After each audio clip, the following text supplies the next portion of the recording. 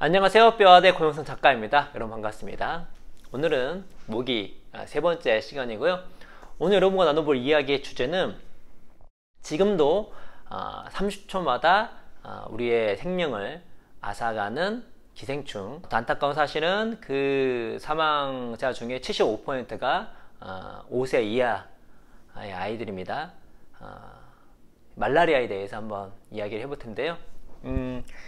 이제 모기가 인간을 죽이는 살인자 중에 압도적인 1위잖아요. 그 전에 영상에서 말씀드렸던 것처럼 어떻게 해서 압도적 1위가 될 수 있었는가? 이유는 모기 매개 질병 중에 바로 말라리아가 있기 때문입니다. 그래서 모기 매개 질병과 특히 말라리아가 얼마나 우리에게 무서운지, 어떤 메커니즘으로 우리를 힘들게 하는지 이걸 알아두면은 지금도 한 40억 명 정도는 말라리아에 노출되어 있거든요. 이게 이제 잘 와닿지 않을 거예요. 왜냐면 우리는 말라리아 청정구역에 있기 때문에 잘 모릅니다. 그렇다 하더라도 우리나라에도 1970년 전까지는 토착 말라리아가 있었습니다. 근데 그거는 뭐 중증을 야기한 거는 아니어가지고 이렇게 뭐랄까 우리 옛날 어떤 기억 속에 다른 질병보다 이렇게 어르신을 통해서 이렇게 전달되진 않았지만 여전히 지금은 40억 명의 사람들이 말라리아의 위험에 노출되어 있고, 그리고 많은 사람들이 지금도 죽어가고 있는 그러한 병이 이제 말라리아인데, 이 말라리아가 바로 모기를 통해서 전염되는 것이죠. 그래서 오늘도 어떤 세계를 바라보는 그 교양을 높이는 그런 시간을 갖도록 하겠습니다. 모기 매개 질병은요, 특히 두 가지를 볼 수 있는데, 이제 바이러스랑, 여기는 바이러스, 뭐 기생충, 원생동물 했는데 그냥 바이러스랑 그 기생충이라 보시면 될 것 같아요. 원충 동물, 원생동물인데, 원생동물은 뭐 단세포에 가까운 동물들을 총칭하는 것인데, 이제 기생충, 바이러스라고 보시면 될 것 같은데, 바이러스는 뭐가 있냐면 책에는 이렇게 나옵니다. 황열, 댕기, 치쿵구니아, 마야로, 웨스트나일, 지카 바이러스 등과 세인트루이스 뇌염, 이콰인 뇌염, 일본 뇌염을 비롯한 다양한 종류의 뇌염이 대표적이다 라고 하죠. 그래서 황열, 뭐 댕기, 지카 바이러스, 웨스트나일, 뭐 일본 뇌염, 이런 것들을 저도 한번 들어봤던 것 같습니다. 또 일본 뇌염 같은 경우는 우리가 되게 민감하게 생각하고 있고, 뭐 예방 주사도 맞고 있는 것이니까. 근데 이제 이러한 바이러스보다 진짜 이제 인간을 매우 힘들게 하는 것이 이제 이렇게 기생충인데, 기생충은 이제 모기 매개 기생충 두 가지가 있습니다. 말라리아 전에 이제 사상충이 있거든요. 한번 읽어드릴게요. 기생충 중 순모기, 얼룩무늬 모기, 진모기 모두가 퍼뜨린 유일한 기생충은 사상충이다. 사상충증은 흔히 상피병 혹은 코끼리 피부병이라고도 한다. 사상충은 림프계에 침몰한 뒤 흐름을 막아 림프가 쌓이게 만들어 하지와 생식기에 극심한 부종을 유발하며 많은 경우 시력 상실을 야기한다. 부종이 생겨 음낭이 농공보다 커지는 경우도 드물지 않다. 여성의 경우도 음순이 기괴한 모양으로 변형될 수 있다. 겉보기에도 끔찍한 증상을 남기는 이 질병은 현대 의학 발달로 저렴한 비용에 치료할 수 있게 되었지만, 안타깝게도 여전히 아프리카와 동남아시아 열대 지역 중심으로 연간 1억 2천만 명이 사상충증에 시달리고 있다라고 얘기하고 있습니다. 그러니까 이제 이것도 마찬가지로 뭐 우리가 사는 대한민국에서는 거의 보기 힘든 그러한 거고, 또 그 저렴한 비용으로 치료할 수 있다고 하지만, 이러한 어떤 치료의 영역이 끼치지 못한 아프리카와 동남아시아에 연간 1억 2천만 명이 사상충증으로 어려워하고 있다고 합니다. 이 책의 서문에 이런 얘기가 나오잖아요. 모기와의 전쟁이 곧 우리 세계의 전쟁이다. 이게 우리는 정말 와 닿지 않을 확률이 높습니다. 네. 우리는 모기한테 물려봤자 그냥 붓고 가려운 것 뿐이잖아요. 근데 우리만 그렇고요. 조금만 밖에 나가면 특히 아프리카 지역, 또 약간 열악한 동남아시아 지역 가면은 이 모기 때문에 아프고 힘들고 장애를 얻게 되고, 그리고 결국 죽게 되는 많은 사람들이 있습니다. 지금도. 그래서 우리는 와닿지 않지만 얘기했던 것처럼 데이터를 보고 정보를 보면은 모기와의 전쟁이 꼭 우리 세계의 전쟁이라고 말할 수밖에 없습니다. 그렇죠? 매년 1억 2천만 명이 사상충증으로 시달리고 있다고 하니까. 그리고 그 증상도 보시겠지만 얼마나 비참합니까? 그런데 역시나 모기매개 질병의 가장 하이라이트는 말라리아죠. 말라리아. 읽어드릴게요. 원생동물 혹은 기생충 중에서는 말라리아가 독보적이다. 이렇게 나오죠. 1883년 스코틀랜드 생물학자 헨리 드러먼드는 기생충을 진화법칙의 위반자이자 인류의 최대 해악이라고 평했다. 인류에게 있어서 말라리아는 타의 추정을 불허한다. 현재 매년 3억 명에 가까운 이들이 얼룩날개 모기에 물려 말라리아 기생충과 접촉한다. 말라리아는 당신의 간에서 몰래 겨울잠을 잔다. 이후 당신이 얼마나 아프게 될지, 목숨을 잃을 확률이 얼마나 될지는 당신이 어떤 종류의 말라리아에 접촉했는지에 따라 달라진다 라고 나옵니다. 말라리아 종류가 여러 가지가 있는데 인간에게 옮기는 건 5종류가 있다고 합니다. 그 중에 압도적으로 위험한 게 열대열 말라리아입니다. 근데 매년 3억 명이 얼룩날개 모기에 물려 말라리아 기생충 접촉한다라고 나옵니다. 그렇죠? 예. 약 40억 명은 말라리아에 노출되어 있고요. 매년 3억 명이 말라리아 기생충에 접촉할 확률이 있다는 거죠. 그렇죠? 말라리아가 이제 간에서 겨울잠을 잔다 그랬죠? 보시다. 당신의 간에서 쉬고 있는 말라리아 기생충은 7단계의 인상적인 생활사를 거친다. 기생충이 생존하고 번식하려면 다수의 숙주가 있어야 한다. 모기와 모기가 무는 2차 매개들, 이를테면 인간, 유인원, 쥐, 박쥐, 토끼, 호저, 다람쥐, 다양한 조류 및 양서류와 파충류, 그리고 여타 다양한 동물이 기생충의 숙주가 될 수 있다. 안타깝지만 이번에는 당신이다. 인간에게 하는 거죠. 운명적인 물림 이후 이 악한은 당신의 간에서 한 주에서 2주가량 머물며 변태하고 증식한다. 그동안 당신에게는 어떠한 증상도 나타나지 않는다. 이렇게 증식한 해로운 기생충 군대는 간 바깥으로 터져나가 혈관에 침투한다. 적혈구에 딱 갈라붙어 빠르게 적혈구의 외벽을 뚫고 들어가 헤모글로빈을 들이킨 뒤 혈구 내부에서 또 한 번의 변태와 증식 주기를 거친다. 불어난 적혈구는 결국 파괴되면서 2가지 형태로 분열한 기생충들을 뿜어내는데, 한 형태는 곧장 다른 건강한 적혈구들을 공격하고, 다른 하나인 무성 기생충들은 혈관을 따라 유유히 떠다니면서 다음 모기가 자신들을 데려가 주기를 기다린다. 말라리아 기생충은 얼마든지 모습을 바꿀 수 있다. 약물이나 백신으로 다스리거나 근절하기가 그토록 어려운 것도 바로 이 유전적 유연성 때문이다. 그래서 사전 예방이 쉽지가 않고 사후 치료는 어느 정도 할 수가 있긴 한데, 얘기했던 것처럼 이렇게 변형이 유연성이 있기 때문에 미리 이렇게 예방하는 게 쉽지가 않습니다. 물론 이제 말라리아 청정구역에서야 크게 문제가 없지만, 말라리아가 성행하는 아프리카 지역 같은 경우에는 되게 위험하죠. 근데 이 말라리아가 기생충이라고 했잖아요. 기생충은 숙주를 좀 조종하는 그런 경향이 있죠. 왜냐면 더 많은 기생충에 노출되기 위해서, 예를 들어서 우리가 잘 알고 있는 기생충이 연가시, 동충하초, 그런 거 있죠. 연가시 같은 경우는 다큐멘터리 보시면 약간 비 안 좋으신 분들은 좀 보기 힘들 수도 있습니다. 그러니까 육상 곤충들이죠. 보통 곤충들이, 연가시는 물속에서 이렇게 번식을 하기 때문에 결국 자기의 숙주를 물가로 데려와야 돼요. 근데 숙주가 무슨 큰 병에 걸린 것처럼 자기가 스스로 죽을 자리를 물가로 오게 합니다. 오게 합니다. 그 과정 보면 뭔가 되게 그로테스크하죠. 동충하초도 제가 알기로는 그런 동충하초보다는 겨울에는 벌레인데 하초, 여름에는 이제 풀로 바뀐다. 그래서 동충하초 같은 경우도 원하는 자리에 죽게끔 이렇게 조절을 하는, 이렇게 숙주를 조정을 하는. 말라리아도 비슷합니다. 어떻게 그 숙주가 누구예요? 모기와 우리잖아요. 어떻게 하냐면, 말라리아 기생충은 정교한 신호체계를 이용해 순서와 타이밍을 맞추며 모든 증상을 일정한 주기에 딱 맞춰 발생한다. 무성형으로 새롭게 증식한 이 기생충들은 우리의 혈액 속에 모기를 유도하는 신호화학 물질을 흘려보내 모기의 물릴 확률을 극적으로 높인다.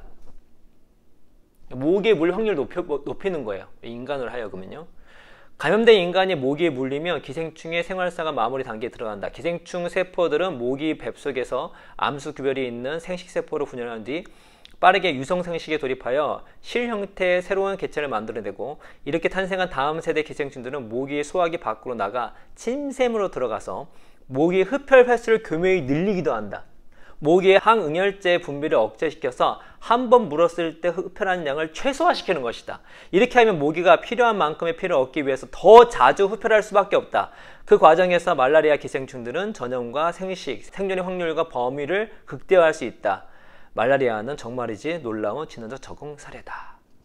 이런 식으로 더 인간이 말라리아에 노출될 수 있게끔 인간과 모기를 조정을 하는 이런 모습을 볼 수가 있는데, 말라리아에 걸리면 이런 증상이 나옵니다.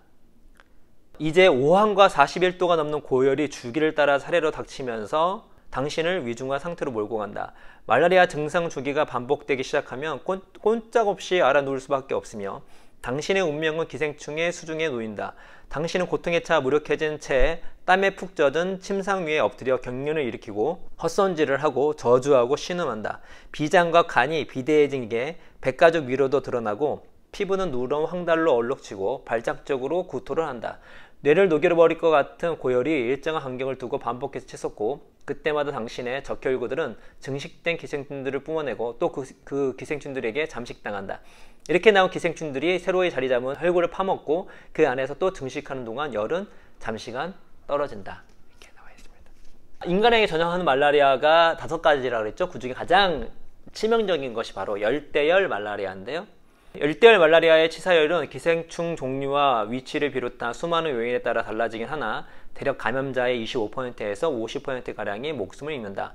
뇌성 말라리아에서 살아남은 환자들 중에서도 약 25%는 시력이나 언어 능력을 잃거나 학습 능력이 심각하게 저하되거나 사지가 마비되는 등 영구적인 신경 손상이 나타난다.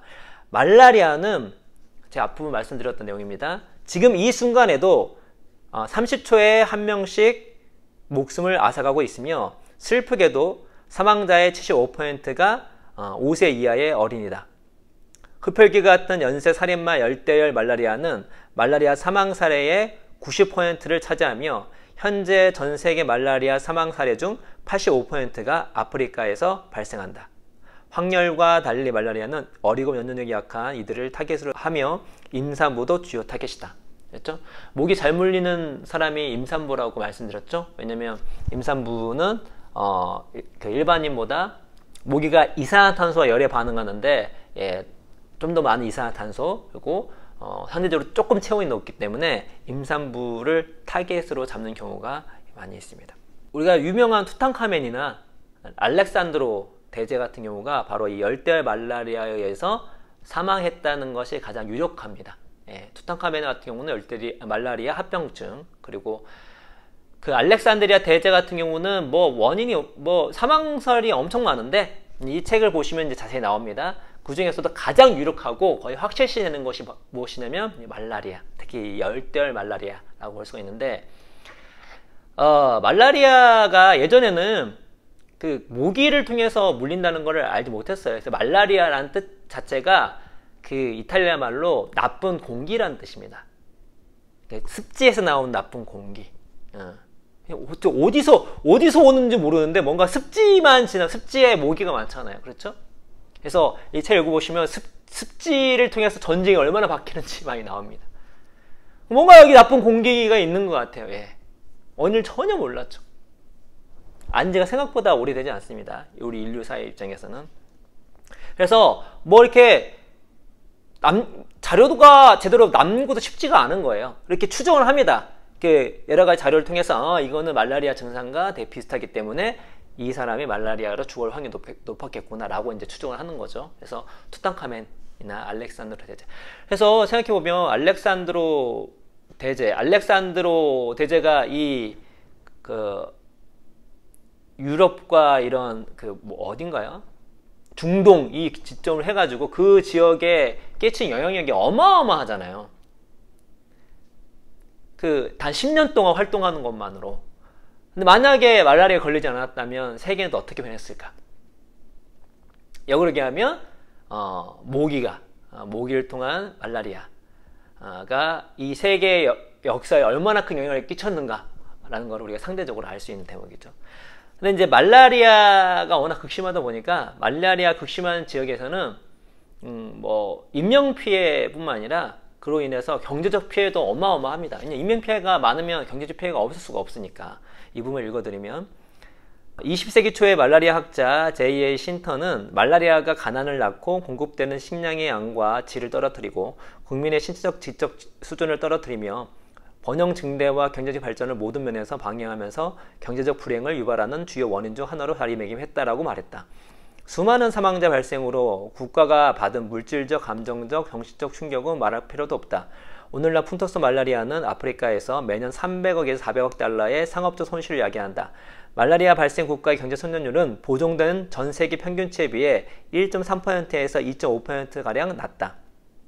제2차 세계대전 종전 이후에 현대 시대만 보더라도 말라리아 발생 국가의 국내 총생산은 말라리아가 없었다고 가정한 경우보다 35%가량 낮아졌다는 계산이 나온다. 말라리아는 경제를 매우 병들게 한다는 것을 이렇게 알 수가 있습니다. 그래서 뭐 말라리아? 모기가 뭐? 이렇게 충분히 할 수 있습니다. 예, 말라리아 청정 지역이고 모기의 전쟁이라고 해봤자 그냥 간지러움과 전쟁이니까. 그렇죠? 그러나 앞부분 이 책 얘기했던 것처럼 이 책 내용을 좀 보시면 모기와의 전쟁은 우리 인류의 전쟁이자 지금도 여전히 전 세계의 전쟁이고 역시나 우리 인간을 가장 많이 죽이는 것이 모기, 특히 이제 많은 바이러스와 말라리아가 있는 것이죠. 그래서 우리가 이런 상식을 알고 있으면 뭐 세계를 바라보는 눈도 넓혀질 뿐만 아니라 여전히 지금도 힘들어하고 있는 사람들에게 여러 가지로 도움을 줄 상황이 있었을 때 도움을 줄 수 있는, 우리가 그 파스칼이 이런 얘기 했나요? 지식이 적은 자는 사랑도 적다고 얘기했습니다. 그게 항상 맞지는 않지만 많은 경우 맞을 때가 많아요. 왜냐면 사랑을 한다는 것은 맹목적인 게 아니라 그 사람에 맞춰서 사랑을 해야 되는데 어떻게 사랑해 줄 수 있을까요? 그 사람에 대한 지식이 있어야 됩니다. 지식을 모르면 잘못된 사랑을 할 수가 있죠. 대표적인 경우가 부모와 자식 간의 관계에서 아이가 갖고 있는 어떤 그 독특한 어떤 발생학적 특징들을 모르고 사랑한다는 그 마음으로 여러 가지 교육을 하게 됐을 때 아이를 망칠 수가 있는 거죠. 사랑해요. 그런데 잘못된 방향으로 아이를 이끄는 경우가 많이 있습니다. 대표적인 경우가 아이가 너무 어린데 뭐 독서 천재 만들겠다고 막 문자 교육 엄청나게 시키는 경우가 있거든요. 그런 경우에는 부작용이 충분히 일어날 수가 있습니다. 뇌 발달하고 맞지가 않기 때문에. 그렇죠? 그러니까 우리가 세계에 대해서 지식을 안다는 것, 특히 어떤 소외된 지역에 또 힘들어하는 지역에 지식을 알고 있다는 것은 그 사람들을 우리가 좀 더 도와줄 수 있는 동기도 될 뿐만 아니라 올바른 방향으로 돌아줄 수 있는 그러한 계기도 됩니다. 그래서 빌 게이츠 재단에서 그렇게 말라리아 퇴치에 큰 힘을 쓰고 있는 것이라는 생각이 듭니다. 그래서 리뷰덕 여러분들은 모기도 읽으시고 특히 말라리아가 지금도 극성인데 거기에 대해서 정보도 또 상식도 지식도 아셔서 더 나아가서 여러분이 그렇게 힘들어하는 사람도 같이 도와줄 수 있는 그런 계기가 됐으면 좋겠다는 말씀 드리면서 오늘 이야기는 이것으로 마치도록 하겠습니다. 여러분 감사합니다.